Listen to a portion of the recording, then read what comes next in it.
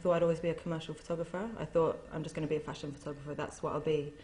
But then I felt like I didn't really fit in with other people in that world, in the way that I worked. So everyone else would be working very quickly and doing all these photo shoots and testing out models and making a lot of work very quickly, whereas I felt I worked really slowly and put a lot of effort into one image. Growing up in the digital age, photography's always been around me with camera phones and small digital cameras, so it's something I've always done. But then I think as a sort of art form, it was when I went to LCC that I realised that it could be an art practice rather than just a commercial thing. Just taking pictures of myself, basically, is really hard.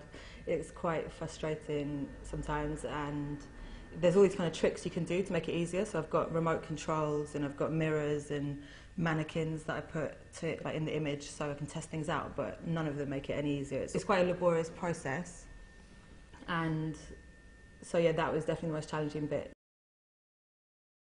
I'm inspired a lot by sort of things that aren't sort of supposed to be art, so things outside of art, so pop culture and television and things on the internet and things I'll see, so sort of bad photographs or bad adverts, anything that's sort of intended to be really good but comes across awful really inspires me. So I like sort of things like the Shopping Channel and sort of women's magazines and sort of pictures people take sort of themselves and put on the internet, so things that were made to look good that actually come out really awful.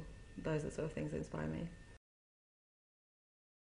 I heard about it about 2 years ago. Someone gave me the book, the red one. There's a red 2010 Catlin guide, and they gave it to me as a present along with some other books, and I was looking through it and I remember being really impressed by it, sort of the level of work in it, and being so impressed by it that I was flicking through it trying to find like some kind of contact detail or something. I thought maybe this is like a competition that people can enter, so I was looking through the book, and then I found out it was something that you had to be selected for, and so I was like, oh, okay, great, I'm not going to be in this.